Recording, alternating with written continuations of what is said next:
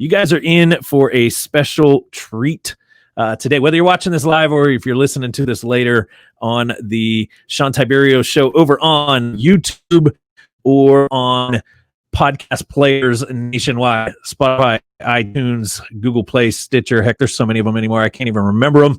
But be sure to check it out on any of those. Watch, like, subscribe, all that stuff so that you get notified for future episodes. But what are we talking about today?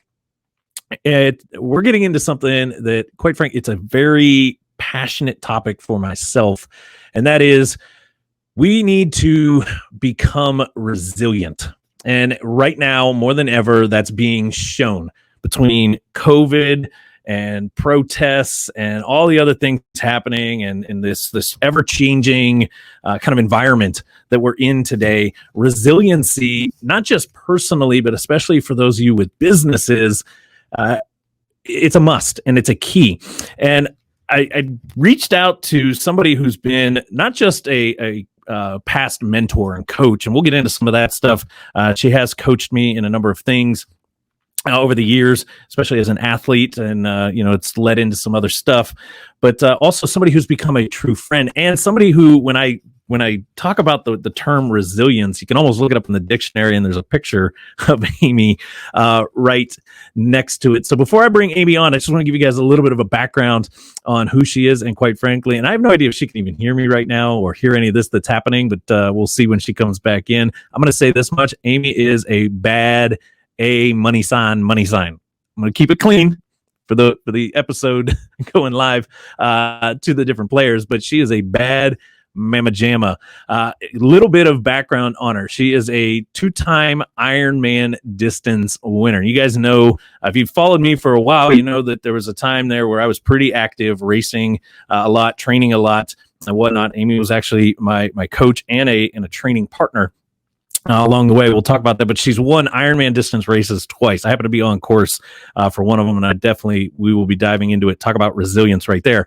She's also a 10-time world championship qualifier. That's a combination between the half Ironman and the full Ironman, 70.3 miles and 140.6 miles. 10 times, folks. Think of that. To think about the effort that it would take to just qualify one time, the resilience that it would take to battle through to get one. She's got 10 qualifications to the world championships in both of those distances combined. The one that I love the most, she went pro athlete. Think about all the pro athletes out there right now. They're just coming out of college. Some of them are getting pissed that they're not even making it to the pro. She went pro at the age of 40. Some of you out there feel like your body's breaking down by 40, and you're looking for the retirement days. That's what she ramped it up, and we'll get into some of that piece there. She's also a certified USA triathlon coach, trainer. She's also a trainer with a phenomenal triathlon training program. And we're going to talk a little bit about how that relates, the training that goes in as an athlete when you're training at this type of level. How does that relate into life and business and everything else? More importantly, though, she is a mother and a wife. She's a mother to 3 amazing daughters, all of which are just killing it with what they're doing. And she is a wife on top of all of that. So talk about balancing family and all of that crazy stuff that I just said. So with that, I want to bring in Amy. I'm going to go ahead and click a couple buttons here, and we're going to get her back into the studio. Let's see if we can get her in. There she is. Amy, welcome. Hey, how you doing, Sean? How is it going? Good. Coming all the way from Pennsylvania. Yes, you're West Coast. I'm East Coast. Yes, we are. So I have no idea if you were able to even hear what I was saying about you. I did. I was able to hear you. Yeah. All right. Well, then cool. You know that I just told everybody you are a bad money sign. We're going to keep it clean. I think everybody can figure out what I just talked about right there. But real quick, just kind of catch everybody up a little bit on your story. Obviously, I threw out some of the major highlight pieces of it, but when it really boils down to who is Amy? Well, to extend off of what you said, I am a professional endurance coach. So I've been a coach for about 30 years in many types of sports, track and field, basketball, and most recently and the longest, triathlon and endurance sports specific. So I have that wide coaching background that goes with me everywhere I go. What brought me to coaching is I remember graduating from high school and my parents asking me, "Hey, Amy, what do you want to do for a living?" And the first thing I said is, "I want to be a coach." So I became a teacher. I went into education as my profession initially because I knew being a teacher, I would be able to be a coach complementary to that. And being a teacher is being a coach is being a teacher. It really is. So those complemented each other really, really well. So I was in education for about the first 15 to 20 years of my adult life. And then the last 10 years has been strictly a professional coach for endurance sports. And I have 3 college-age daughters and a husband, and live about an hour north of Pittsburgh, Pennsylvania. Lives in a very beautiful area. If I weren't to say that, obviously the West Coast is beautiful and there's a ton of benefits to being out here, but it was one thing I did love about back there in your area, especially the old lake swims that we used to do together. And it was like Amy had her own little private spot. Nobody kind of knew about it, which was always swimming fun. Hole. Yep. Yep. So I know you and I were just chatting actually a little bit before we went live, and I want to dive into, really just talking about resilience today. It's kind of like the overarching theme. And I was telling everybody, and I've been saying this a lot, especially to our clients lately, given the way that the world is right now, COVID, protests, the ever-changing atmosphere, so much stuff has changed just even from the way that we communicate with people. If we are not resilient, we're going to kind of get run over in a sense. And as athletes, that is something that, you truly got to embrace. But you and I were actually just talking pre-going live. This last year for you has even been a little bit of a test of the resiliency in your own self. And just speak, you don't got to get too much into the details of what's happened, but just kind of talk a little bit to that point right there. What is it about resiliency? Why is it that you're able to embrace it so much to kind of push through? Yeah, I think, I think my definition of resiliency isn't so much I think people think of resiliency as putting up those walls and being strong enough to hold those walls. And I'm going to resist, right? Like people think of resiliency as resisting. And I really define resiliency as something to be able to adjust with the times, to adjust organically with what comes into your life, what flows come your way. But at that same time, there's certain characteristics that you hold. There's certain values that you keep that sort of hold you steady. Not so much resistant, but steady to the course that you want to go. And then also being accepting along the way of where that course might take you. So it's a little bit of having faith at the same time with resiliency. So the last year and a half was a big change. It was a new chapter in my life. I had retired from professional and elite triathlon, and it was sort of trying to reset myself and to find a common ground of get my legs on the ground of where am I going to go next, and trying to be resilient during those different changing times was important for me this last year and a half. I love what you just said right there about it's not holding up the wall. It's embracing the path may change. And why that just kind of, it was like a light just kind of shined down on that. Everybody out there knows, we focus here at Top Results Consulting, and everything I do with SeanTiberio.com is all around building business owners and building in what I call resilient business owners, those that can adjust and change. And I know you're coming from the athlete side, but there's also this other little business element to it, because as a coach and as a trainer, it's about also, encouraging and bringing those athletes in, and the world's changing even in that own space. So understanding that path it may not be clear all the time. And that is a big piece. A lot of people freak or get fearful when the path is not clear. And, just take yourself over the last year. That path probably didn't look too clear. So what are some ways that you embrace that, or kind of how is it that you work through some of those unclear moments? The path's got a right turn and you don't know what's around the bend. Right. And what you said with people fear the uncertainty. And I think putting fear, having fear, and bringing fear into that phase of uncertainty is actually a bit of an energy waster. I think fear is actually that wall that we put up that doesn't allow us to see over it and to see different kinds of paths and different kinds of opportunities, right? Mm-hmm. I think a lot of times we get stuck in our own way, and again, we can visualize being stuck in our own way as that wall that's not allowing us to adapt and change, from a business sense, from an athlete sense, and I've been there personally as an athlete, and I've been able to, give suggestions to my athletes that part of being on a course of a race or being in the middle of a training plan is being able to adjust with what comes your way. All right. There's controllables and there's uncontrollables in athletics and business and family life.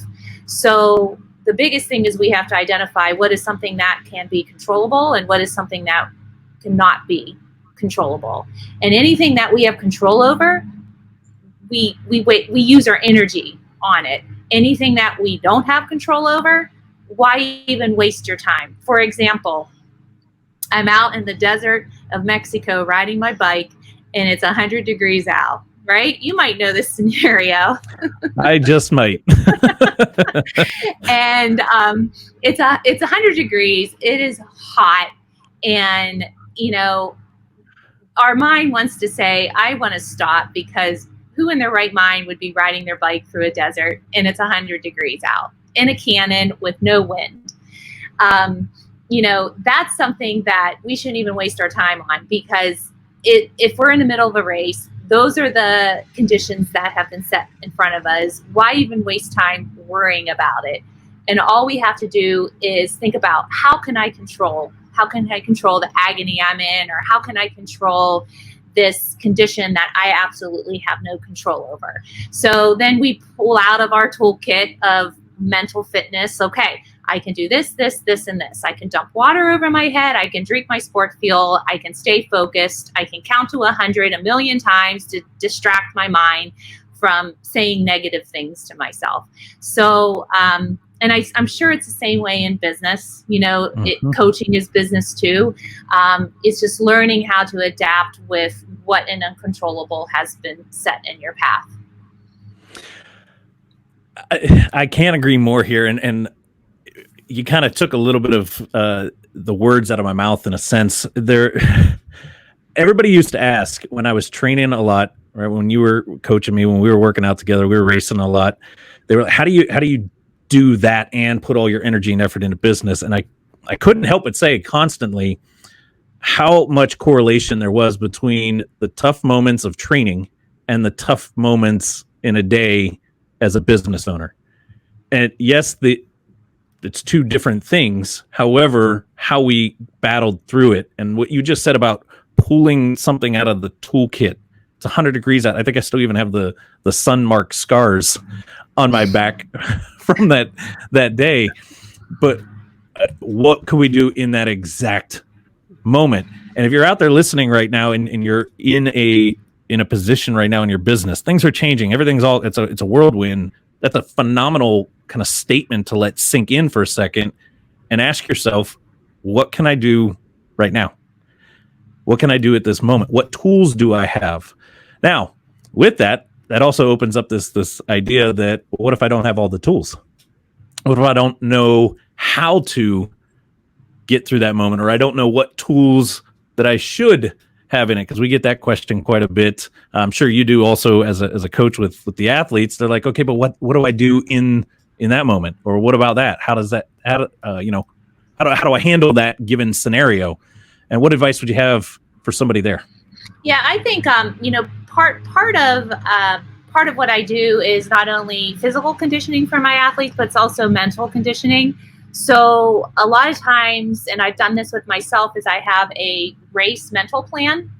All right. So you think about you visualize, you think about things going great with a race, right? Going through that finish line, getting that $50,000 check for your first sale of something in a business. So you visualize those moments, right? Because those are the carrots on the stick that you want to shoot for. But you also have to plan for things that might not be sugar coated. Okay, you got to plan for those things that may go wrong, and when they do go wrong, if you've planned and you've mentally rehearsed how you're going to react, what you're going to do when it happens, it's really not that big of a challenge. Your mind, okay, so if you plan for something to go wrong with your business, in a race, whatever, you plan for it. Okay, I get a flat out in the middle of the desert. What am I going to do? I didn't get that business loan. What am I going to do? If you plan for that ahead of time and you visualize it and you practice how you're going to react, when it does happen, your brain doesn't know the difference. Your brain doesn't know the difference that if you practice it and you visualize it mentally, your brain thinks it's happened before. So your brain's just going to go right into this mode of solving the problem. All right. Absolutely. Yeah. So there's a lot of visualization with it. I think a lot of it is, when you go into business for yourself, you got to plan what are some things that might not go my way. You can say go wrong, or I fall on my face, or whatever. And what am I going to do to get myself out of that situation? Or what other path can I take to detour around that situation and end up where I really want to go eventually? If you've read, and I'm speaking to everybody out there, I'm not speaking to you directly here, but if you've read my book, there's an entire section just around the visualization side. And a lot of it has actually stemmed from you and I, the time that we spent together. I can't tell you how many times we'd be in the pool in the morning or out on a bike ride, and this conversation right here would pop up. I wouldn't be feeling it one day, or I'd be feeling even better, at a different point. And Amy was constantly putting that little kind of mental note, like, just, you're not feeling great. Okay, what can you do in this moment? How do you, maybe it was the 6,000 yard pool swim or a 5,000 yard pool swim, and I'm dead to the wall trying to hang on to get through. Again, it's about, and what you said nailed it. When you've gone through it, whether it's up here just visualizing the whole piece, or you've gone through it physically, it's actually happening. Your brain can't tell the difference. And I talk about this like crazy. I would run through, and I do this a lot now, even when we go out and do all this crazy canyoneering stuff.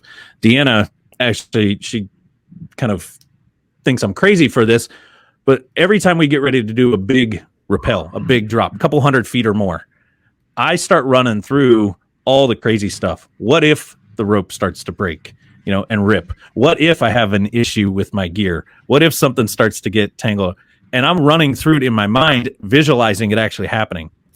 What if the anchor were to start to blow and things are, I'm starting to crash to the ground? What can I do? I put myself in that moment for those exact type of reasons right there. And you guys can take that and just translate that straight over. Okay, I'm trying to lock down this next business opportunity. We got a lot of real estate investors that follow and do a lot with us.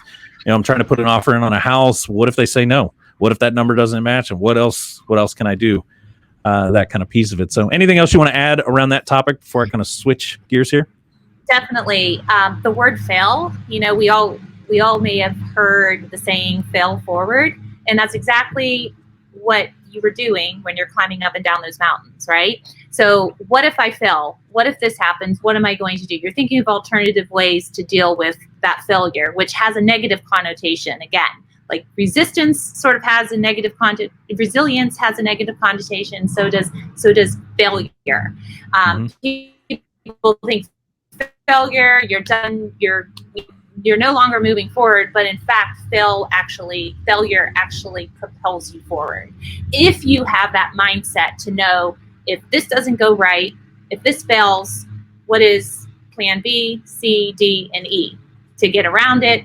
So I arrive at the other side a little bit wiser, a little bit smarter, and a little bit grittier. Agree 100%. I want to shift. It's kind of still in the same topic, and I want to go back to that day in the desert, in the 100 degrees, because I laugh, but it has become literally a moment since that day of you and I being down there racing, and the moment I'm about to explain. It has been something that has stuck with me forever, and probably will stick with me for the rest of my life. And it's something that I tap back to all the time. And for those of you that was it when I made you walk up the hill the day before the race? No, it wasn't that. This was actually in race, because I want to kind of shift, and we can do a ton to prep up front to be kind of more resilient to the time, right? A lot of this planning, a lot of the what if moments, the visualization, all that kind of stuff. But when push comes to shove and we're in it and it actually hits us, and the moment I want to talk about, for those of you guys that don't know, it was Amy's final kind of like, I call it the cherry on top moment. You're going out in style with the victory. Down there at Ironman Cabo, the last Ironman Cabo. She's able to now claim for the rest of eternity she is the final female winner of Ironman Cabo. I still have that banner. I have that banner in my home. And that day, I swear, I don't think I will ever forget that day. And for those of you guys that don't know what I'm talking about here, we were on the run course. Obviously, Amy was way out in front of where I was at. Probably my worst race, her best. But we crossed paths, and you were, I forget even what mile mark you were in, but you were on your final lap, basically. It's a 4-lap run. It's probably like 21, somewhere around there. About 21 of a marathon run after 2.4 in the water, 112 out on the bike. And Amy came up to me on the side of me, and in that moment, she was talking about how far you were actually in second place at the time. There was one girl that you were tracking down out in front of you. And I remember this quick little exchange. Hey, she's not too far in front. And I just kind of gave you this nudge, like, go quit freaking talking to me kind of thing, and go get it. And a handful of hours later, when I come across the finish line, I come to find out Amy tracked her down, ran her down, surpassed it, beat her, goes on to win the race. And that moment right there, it is something that I've gone back to time and time again, no matter how much pressure has come down on top of myself in our businesses, the changes. Now, I've gone through a lot of change from 2018 to 2020 to where we're at even today, and had a lot of ups and downs, and some have been really great, and some have been really crappy. And I keep going back to that moment because there was this like fuel and fire and just this look in your eyes and in the energy. And it's, to me, it is the true definition of being resilient in a moment. I mean, you're spent, you're tapped out. A lot of people, right, take that to business. Everything's failing around me. I'm just kind of muddling through. I got to give it even more to get to the what I would consider victory for whatever business opportunity I'm in. I'm tired. I don't even want to do it anymore. And it'd be easy to just sit back and say, well, second place is okay. I'm happy with that. I don't need to chase it. What triggers? What did you tap into that moment to fuel that? Well, earlier we talked about having a mental training plan, and something I do with my athletes. It's words they're going to say to themselves during the race that will drown out any negative self-talk.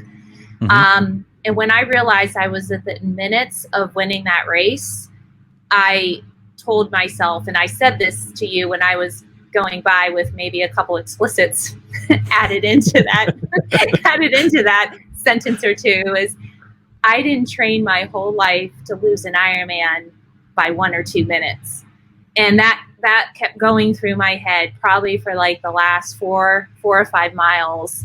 I just kept saying I didn't train my whole life for an Ironman to lose by 1 or 2 minutes. And that really is what fueled me. You know, that was my first Ironman where I negative split my marathon, which is really hard to do. That means you run the second half of your marathon faster than your first half, which is how that should be executed. And I'm like, it's so close and I can't give up now. And, I might not ever have this opportunity again. So that was really what was fueling me those last 5 miles. Obviously having friends and family there was very helpful. Having you there, like when I saw you, it was like the most perfect time because I just knew I was going to get that extra boost from you. and you wouldn't scold me for saying explicit words while I'm running by you. And then having my husband and one of my daughters there was very helpful too, to get me through those last couple miles.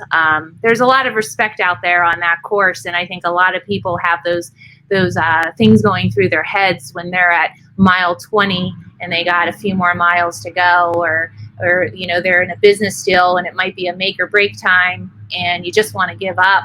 But you got to think about all of the time and the labor and the sacrifice you've put in, that you just can't give up. If it's only 1 or 2 minutes away, just go for it. Just go for it. Absolutely. Like I said, it's been something that I don't think that moment will ever leave. I call it my little secret weapon. I think back to that day, partially because it was a very humbling day for my own self. It was by far one of the worst performances in general in a day, and it really wasn't a bad performance. But when I look at the grand scheme of everything that I've done in my life, it's one of those moments that I go back to and I say, I did not succeed with what I set out, the expectations that I put out for myself. Now, with that being said, there was a ton of causes to that. You and I were constantly going back and forth, trying to adjust, talk about not knowing what the path looked like. Life was crazy, business was crazy, travel was crazy, all leading into that, and really trying to balance that, which opens up the next conversation here. Balancing in this phase of also trying to be resilient around things and embracing.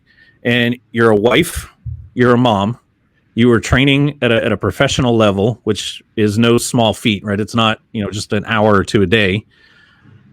You got athletes that you were also, aka you kind of had clients in a sense. That's kind of the business piece that was paying some bills, and there's care that you had to put out there for them. How did you balance all of that? And what are some tips or tricks or something that you could say to somebody that is maybe trying to balance a business and their family and raising kids, but they've got this passion or this vision too of what they want for themselves, and you got a spouse wrapped into this whole mix? So you're kind of like the perfect candidate to ask this question, right? Too. Right. Yeah, I mean, you got to have your team. You got to have your team on board. I was very fortunate. My husband and my children were on board. It was not easy. It was very difficult. I saw my professional years as years of investment into where I wanted to go, where some people see their professional years as where they wanted to go. All right. So there was a difference in the mindset there. I was seeing my professional years as a vehicle, as a bridge to get to where I wanted to go. I joke about this, but I'm dead serious that my professional years were my second bout to college, where you go into college debt. Being a professional athlete, especially on the Ironman circuit, this isn't the NBA professional paycheck.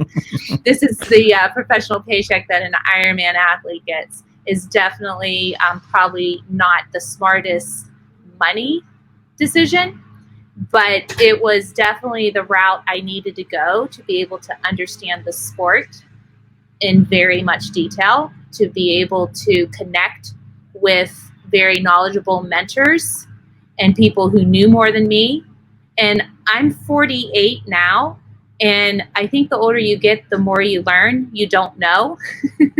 And when we're younger, I think we know more, right?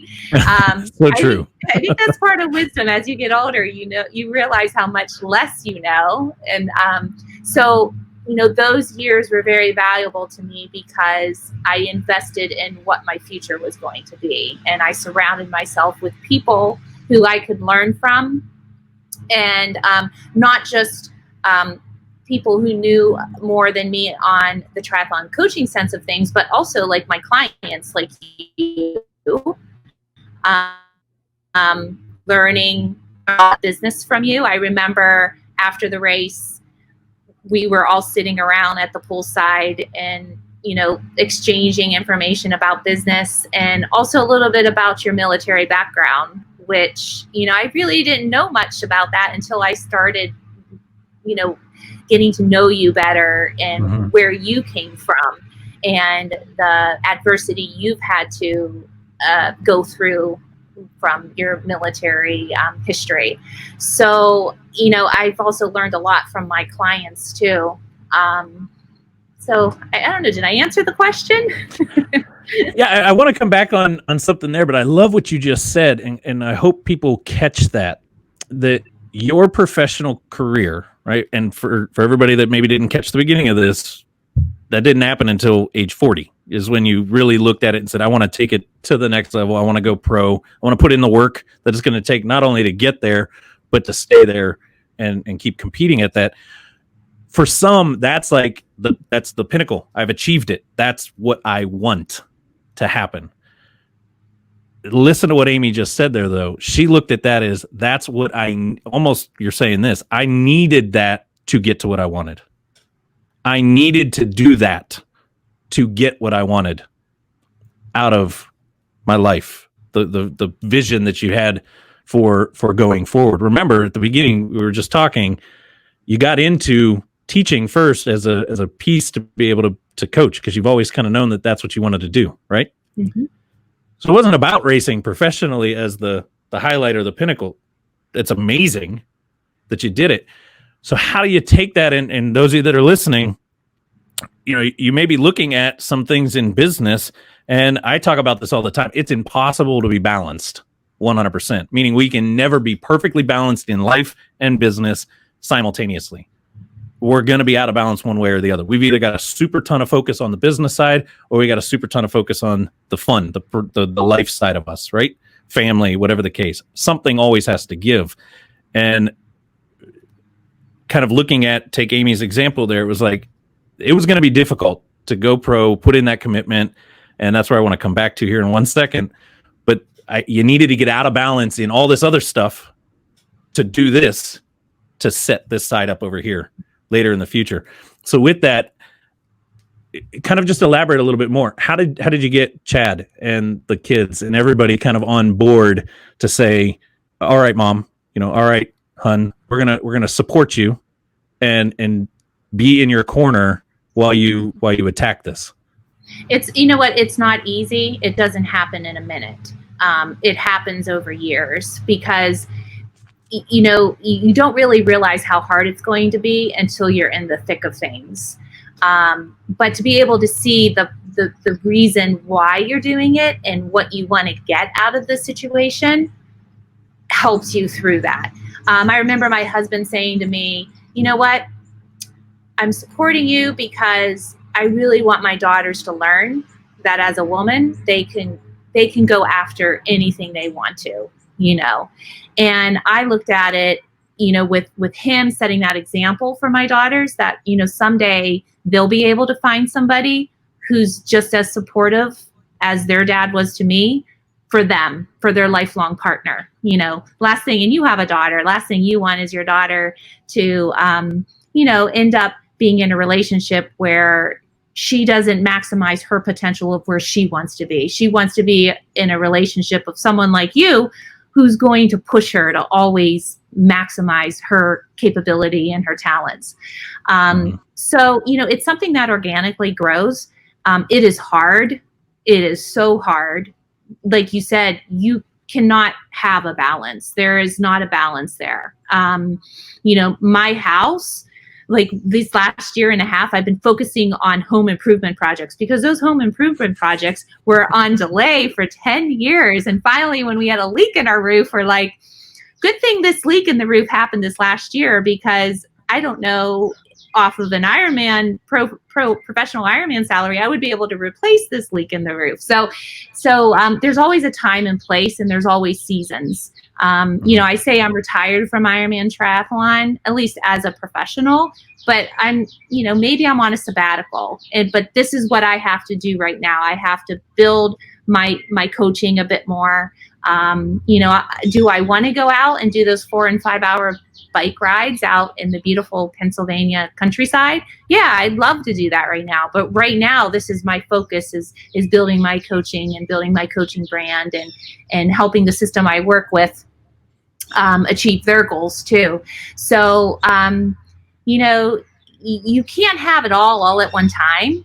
eventually, over accumulation of years, you might get it all, but there is tremendous sacrifice that goes into starting your own business or being a committed athlete or a professional athlete to your sport. I could not agree more on that side. Everybody asks all the time, matter of fact, I posted the picture, whatever it was last week or something, when I got the bike back out and finally took it in, got it cleaned up and was out riding. A couple people messaged me. They're like, "Oh, are you going to go do another race again? Are you going to start training again?" It's like, I've had those moments where I'm like, man, I miss it and I would love to.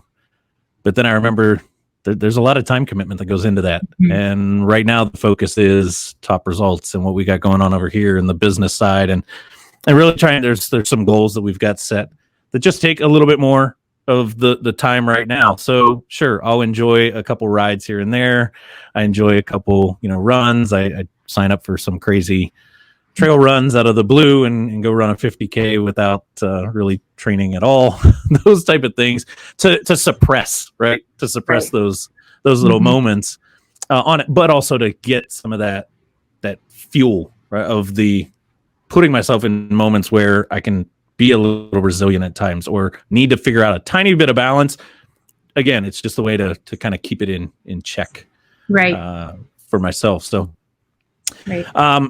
There was another piece that you had said in there earlier that I want to kind of go back to and just kind of expand a little bit more on this. And I look at, someone like yourself, you're running a coaching practice, and although you're coaching athletes, there's that business element to it. And for you came from, right before all of the triathlon stuff, you came from teaching, which is, more of the traditional job piece of it. And I know a lot of people that follow us, a lot of people that tune into these shows, they're in that transition period right there. So I kind of want to take you back in time and kind of pick your brain a little bit here. When you were leaving from the more traditional job teaching, going into this more, I'm going to call it the entrepreneurial world, the self kind of controller world, what was going through the mind at the time, and how did you kind of trust in yourself a little bit to know that I'm making the right choice? I'm leaving this, putting a lot of pressure over here. I know the salary's not going to be that great on this side, but I'm making the right choice. Right. You know what? I always come back to the word organic. If you would have asked me 15 years ago that I would have competed professionally for 5 years from the age of 40 to 45, I would be like, no way. I wouldn't. I didn't even know how to swim like 20 years ago.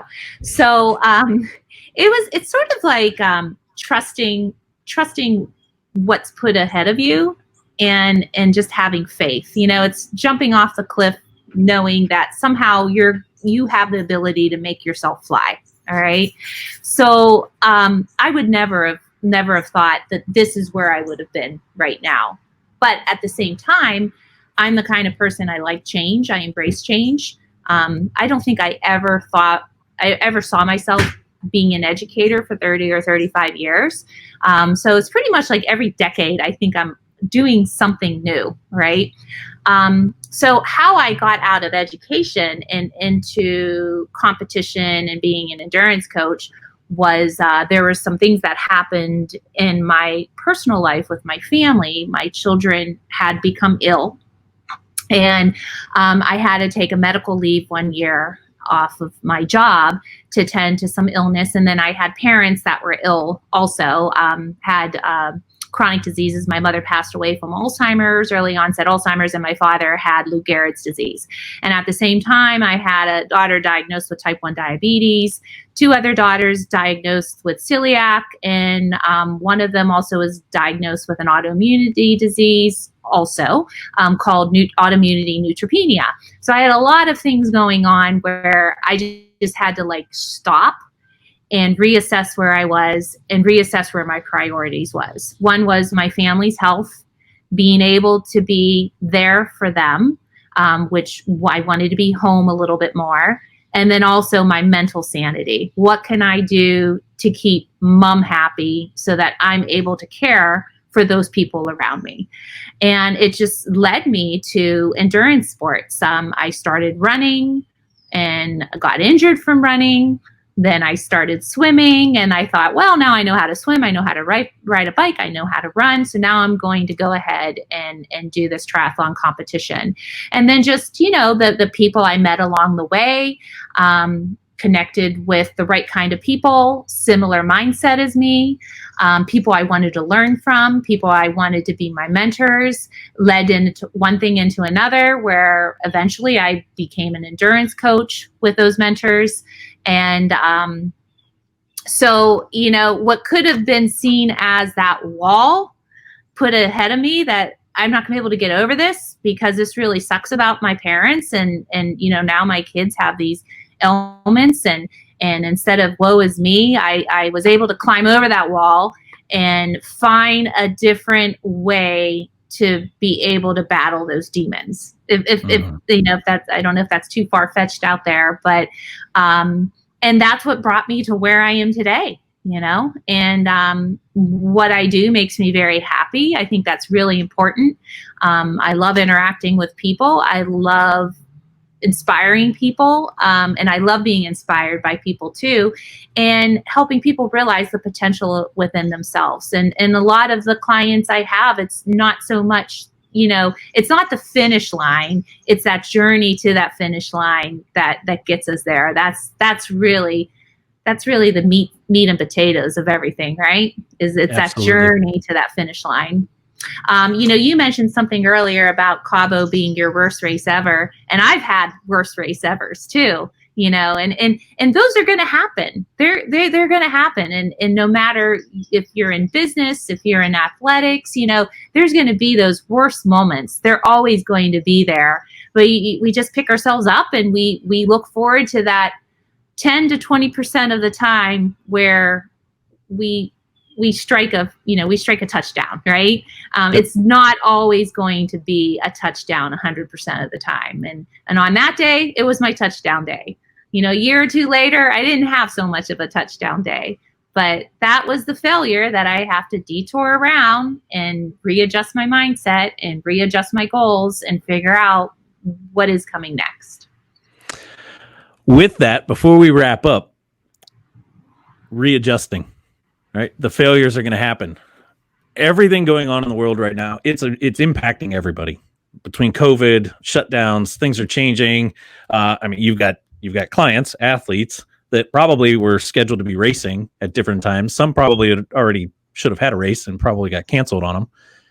How are you dealing with, and how are you embracing this time right now? And we'll just kind of talk to some of even the changes you're making with the way you're handling what you do every single day. Right. So a good portion of what I do is virtual online training. So when COVID hit, our virtual online training even got busier. A lot of gyms were shut down.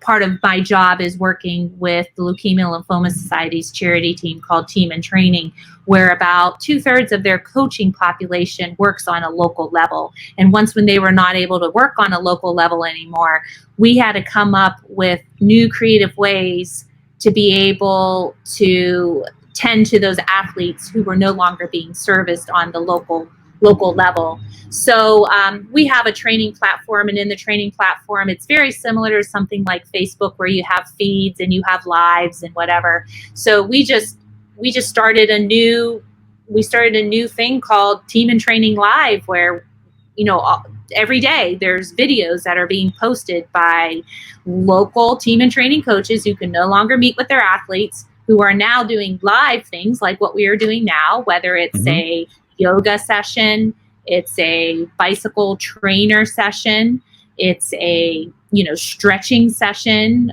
strength training. So we've just adapted. We've made new things to be able to accommodate what the need was during that time, and we're going to hold on to those things. We're not going to let them go. They're there forever. Now we've been creative, we've invented, and now we're expanding our services to even more athletes. So that's like on the team and training side. On the QT2 side, we've had our own little virtual races to keep our athletes motivated. We're competing against each other. We have goals things on virtual online platforms like Zwift. I don't know if many people know what that is, but basically you have an avatar and you're racing against people from around the world because you have this trainer you're putting your bike on that reads your speed. Amazing. You would never have thought this stuff would be, was invented 10 or 15 years ago. So we're doing a lot of things like that. We're just preoccupying our athletes with different kinds of challenges. And then with each athlete, it's very personal. We have athletes who have some financial issues right now. So we're trying to meet them halfway with helping them through those times. What can we do to be able to still help them, but at the same time allow them to have some relieve some finances at that time. And then we have athletes who are home more and they want to train more. So we're doing more training with them, and that's working out really well too. So we're just adjusting with the times. You learn a lot about your athletes and your clients on their mindset during this time. A lot of the athletes want to shut down the day after they figure out that their races are canceled, and they go through the grieving process. And I let them go through that grieving process. And about a week later, they usually come back and say, okay, what next? What can I do? What can I do now? Okay, these are our limiters. These are our limiters we can work on. Okay, you can't touch your toes. We're going to work on your mobility, Right. We need to work on your swim or whatever. So it's a good lesson on being process mindset. Okay. Instead of just thinking of outcomes all the time, going to that race and I'm done. Okay. There's more than just the race here. There's more we're striving for than just that next race and that next finish line. So true. And we could go another hour just on that topic alone. But I do want to, respect everybody's time here. I know you got a lot going on, a lot of busy things happening. Not to mention it's getting close to the dinner hours back there on the East Coast. So any last minute things that you want to say to everybody before we kind of wrap up here today? I just want to thank you for asking me to come on. It's so great to connect with you, Sean. I have learned so much from you, and I know you'll say you learned from me, but I learned so much from my clients. And I think part of being a business owner, being a leader, is being able to listen and not always be the one to call the punches, but to be able to listen and learn from those around you. The biggest thing I think is, where do you want to go? It's going to be tough to get there. Surround yourself with as many people as you can who have diverse opinions, diverse recommendations, weigh them, learn from mentors, and don't think of resiliency as resisting that wall. Think of resiliency as being able how to figure out creatively to climb that wall to get to the next objective or the next obstacle, which might be the obstacle you want to get to, or maybe something else comes up in the way that's even better, and then attaching onto that. I love it. And in case anybody out there suddenly's got this urge, they want to maybe try to tackle their first ever half marathon or a marathon, or get into some triathlon stuff as things start to maybe, we get back to some more normalized race events out there. What type of services do you guys offer? How can somebody get in touch with you? What kind of, what do you got out there? Right. So the system I work for is called QT2 Systems. We're out of the Boston area, but that doesn't mean we just service Boston people. We're virtual, so we're remote. I have athletes from California, Florida, Michigan, Louisiana, like you name it. We have athletes all over. Just QT2systems.com, Amy Javins at QT2systems.com. We have services at the local level. We have coaches throughout the nation who do local training, but our big powerhouse, our big wheelhouse is our online virtual training that we do.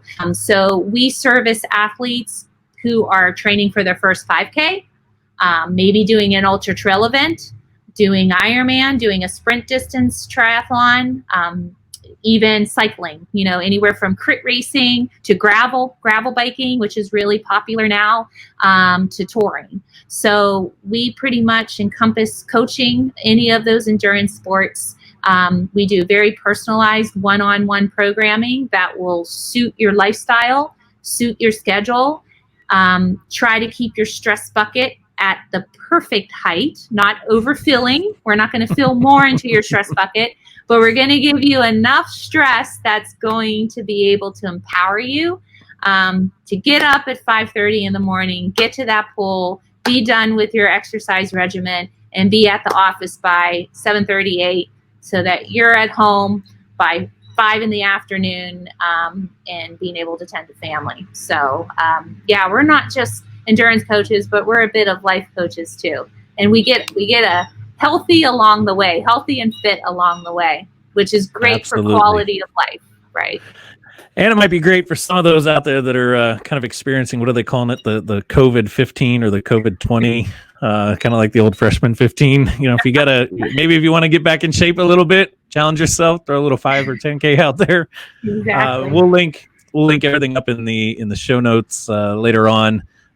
Amy's email address and how the website QT2. I can say nothing but amazing things. I've been a user of both, being personally coached by Amy and also underneath the QT2 program. And there's going to come a day I'll be back. I'll be back ready to do something. I know I've got some crazy stuff on the schedule going into 2021, especially on the hiking and some of that endurance side of the house. But I've already forewarned Deanna, there will be another triathlon in the future. I don't know how many more or how crazy I'll get with it, but I will be back into it. So that's good to hear. I want to thank you for taking a little bit of time and jumping on and talking to us. I know we can chat forever. It's one of the things that I miss the most about seeing you in the mornings and working out and those crazy morning swims together. But thank you. Give the family a big hello from me. Sure will. We will definitely we'll get you back on again soon and chat about some other stuff. And again, those that were listening, feel free, those that watched it live on Facebook or catch the replay out there on Facebook, throw any questions you got, comments, whatever the case. I'll be in there kind of chiming in. And those watching on YouTube, be sure to hit the subscribe button, leave a little comment, let us know what you took away from it. Out there on iTunes and in the different worlds of podcasting, be sure to subscribe to the show. Let us know that you're here. And we'll see you guys again on a future episode of the Sean Tiberio Show.